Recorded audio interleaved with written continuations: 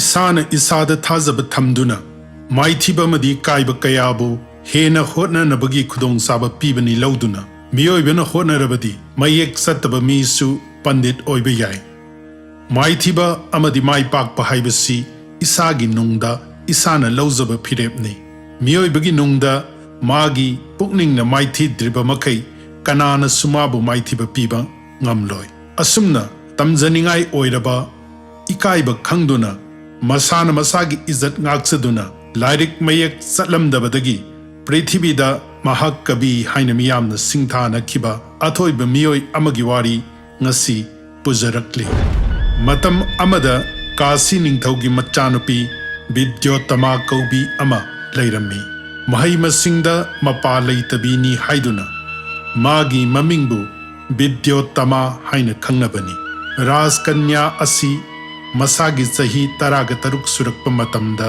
karamba ningthau machada mabu thazagani haina mapa ningthauna khaladuna nongma machanupida magi apamba kana lai haina hangki Vidyottamadi lairik laisuna magi punsi oijabana mapagi maphamda asumna haijaki pabung aidi mapangal kanba natraga maran mathum leiba ningthau macha kanabu khoidarude nasana pamjabadi mahi masing haiba miyoi khaktani maramsina kanagumba shastragi maramda yetnabada aibu maithiba piba ngamba aingondagi hena khang haiba mida yum panjaningi machanupigi wafamsi tarabada mapaning thauna Bharat ki mafam sinba thungna pau tharmi madudi machanupi Vidyottamaga shastra bichar taunaduna magi nupa khannaba achauba changjeng ama pangthokadori haibasini Bharat ki mafam kayadagi khang hairaba pandit kaya changjeng aduda saruk yaba laklammi makhoi khudingmak Raskanya Vidyottamagi mafamda loina maithiki Ikaiba nanglaba pandit singdu mafam adudagi thokraga pulap punsinaduna watanaki napal taubi Raskanya asi thaurang ama tauduna murkha amada mayum palhalasi haina lepnare makhoina asum karamba apangba nupa ama pharaga thabak si pangthoksige khana lakpada sahargi mataida naha ama uthakta kaduna masana phamliba usadu thangna kaktuna leiramba thengnare Madu ubada phangle masidagi hena pangba kana ama leiraroi lepnaraduna nupa adubu kauthare them nauduna mangonda sumna haire yengu nahak hauzik aikhoina haibe yarabadi leibak ki ningthau machanupi Vidyottamaga luhonga dauribani aikhoina nateng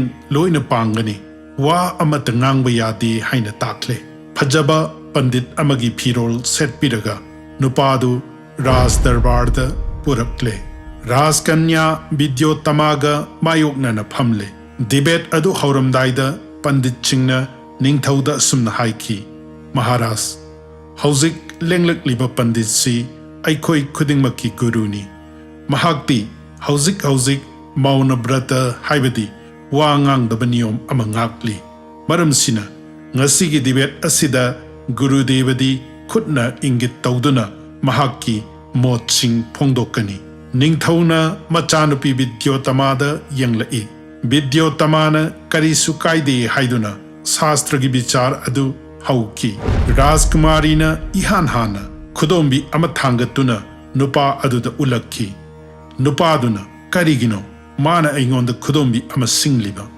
magisi aigi mit nama kotke haibani adu oirabadi aina ama henduna Magi mamit ani kotke khanduna khudombi ka khutyaiga punna khutsa ani utkhi magi akoibada phamliba pandit chingduna hairakhi sadhu sadhu Rajkumari gi khudombina Brahma natraga Atma haibasi amakhaktani phongdoklabasu Jiba amadi Brahma natraga Atma amadi Paramatma haiduna ani thokli haibasi Gurudevagi khutsa anisina phongdokli hairakhi Rajkumarina ngak nomladuna yaningba phongdokhi mathangda Rajkumarina khutsa manga thangatuna ulakhi apangba nupaduna handakti Rajkumarina aingonda khubak uttuna singnarabanina aina khudum uttuna mabu singnaragi khalladuna khudum thangkatuna utki.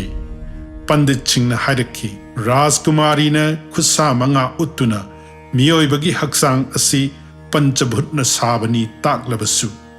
Madubu atmana khudum chanduna amatta oihalli haina Gurudevana phongdokli hairaki.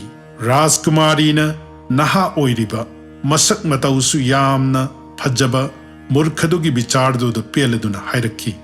Pabung ningthau nupa asigi bichar singda ai pele maramsina mabu aina ipuroiba oina khanjare.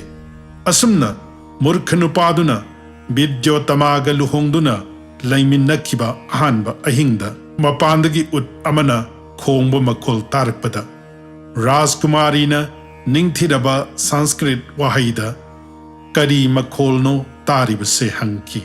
Nupaduna ut haiba wahai sipauba achamba londa hainaba hotnabada matat tatpa wahaina hairakpadagi mahaki maphamda namthak taure haibasi khangladuna Vidyotamana kudakta hairaki.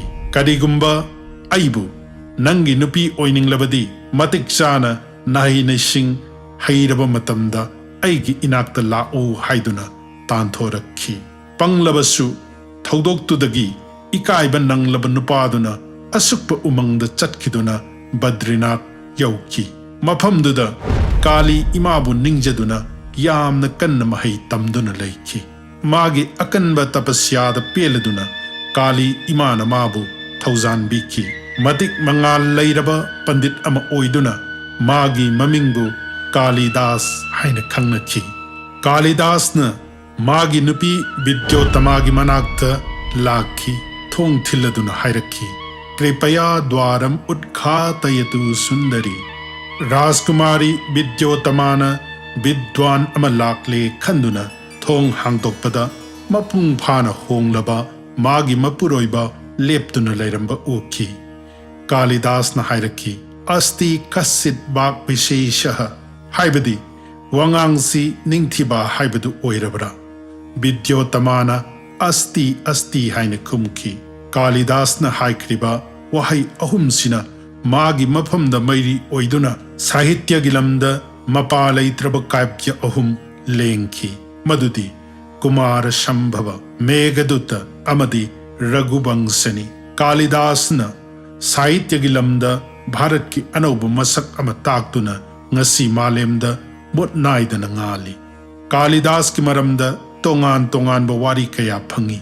Mahak Kristagi ahanba sahi chada palamba Vikramaditya ningthaugi Ratna mapan gi manungda ama oikhi. Sri Rabindranath Thakurna Mahakavi Kalidasa asi khwaidagi athoiba kabini haina phongdok lamki. Asumna isana isada thazaba thamduna miyoibana Isorgi maphamda changjaduna hotnarabadi oithoktaba leite haibasi Mahakavi asigi punsina khudam oiduna takli.